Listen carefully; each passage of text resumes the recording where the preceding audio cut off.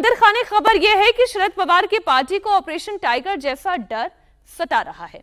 अगर सपोर्ट नहीं किया तो कहीं जिस तरीके से उद्धव ठाकरे की पार्टी के 6 सांसद टूट गए, शिंदे सेना में जाकर मिल गए, कहीं ऐसा ना हो कि शरद पवार की एनसीपी भी अजित गुट के साथ जाकर मिल जाए।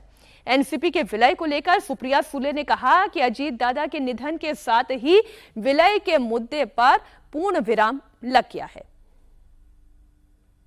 Till my brother was alive, was their dialogue 100%. Was it my brother's last wish for all of us to come together? Yes, it was. It was my brother's last wish for both the NCPs to work together and be together. Unfortunately, my brother passed away. So now there is no reason to have this conversation because my brother is no more. Sule की जब PC हुई उन्होंने एक बात कही कि जब तक मेरा भाई जिंदा था, जीवित था, तब तक सारी बातें दोनों राष्ट्रवादियों को साथ में आने की हो रही थी।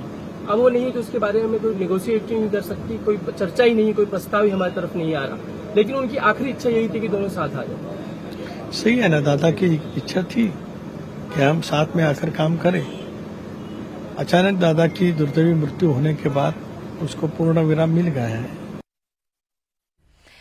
तो इतना तो तय है कि एनडीए अपना कुनबा बढ़ाने की कोशिश कर रही है और 324 के आंकड़े तक वो पहुंच चुकी है।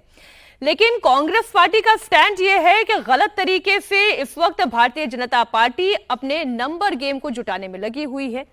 सुप्रिया सुले एक तरफ शर्तों के साथ परिसीमन बिल पर सरकार का साथ देने की बात तो कह रही है, संकेत तो है, साथ ही अगर डीएमके भी साथ दे देती है तो फिर यह आंकड़ा बढ़कर 354 तक पहुंच जाएगा।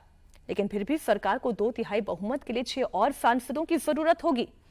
माना यह जा रहा है कि 6 सांसद उद्धव ठाकरे की पार्टी और जगन मोहन रेड्डी की पार्टी से जुगाड़ किए जाएंगे। उधर कांग्रेस पार्टी ये कह रही है कि परिसीमन बिल पर आखिरी फैसला तो इंडिया ब्लॉक की मीटिंग में ही होगा। हमारे साथ है कांग्रेस के नेता और राष्ट्रीय प्रवक्ता अतुल लोंढे।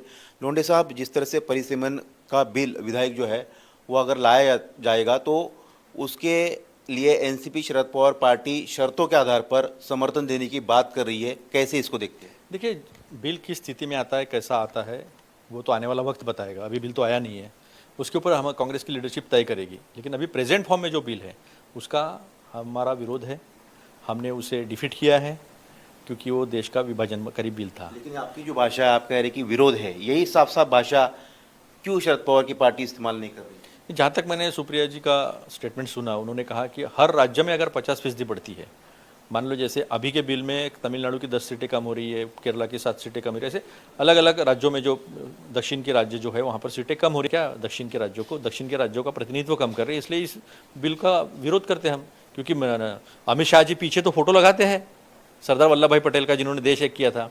ये रंगदार अमित शाह जो है ये देश का विभाजन करने की कोशिश करता है, जिन्ना वाले काम करता है। तो कल नाम लिया था कि कांग्रेस और बाकी और दल जो है, अगर ऐसा होगा तो ये शर्त मान ली जाएगी तो हम समर्थन करने विचार कर सकते हैं। नहीं, ऐसा है कि जब बिल आएगा तो उसके ऊपर लीडरशिप तय करेगी ना क्या करना है। अभी जो बिल है उसका विरोध है हमारा। नया कुछ बिल आता है, कुछ बदलाव के साथ आता है, अगर वो देश हित में होगा तो लीडरशिप उस पर तय करेगी ना। अब देखिए, जो जयराम रमेश ने अपनी प्रेस कॉन्फ्रेंस में कहा, जो कांग्रेस पार्टी का स्टैंड है वो बिल्कुल साफ है। कांग्रेस पार्टी ये कह रही है कि सरकार ने अभी औपचारिक रूप से ये बताया ही नहीं है कि मॉनसून सत्र के दौरान कौन कौन से विधेयक लाए जाएंगे और उन संभावित विधेयकों पर चर्चा होगी।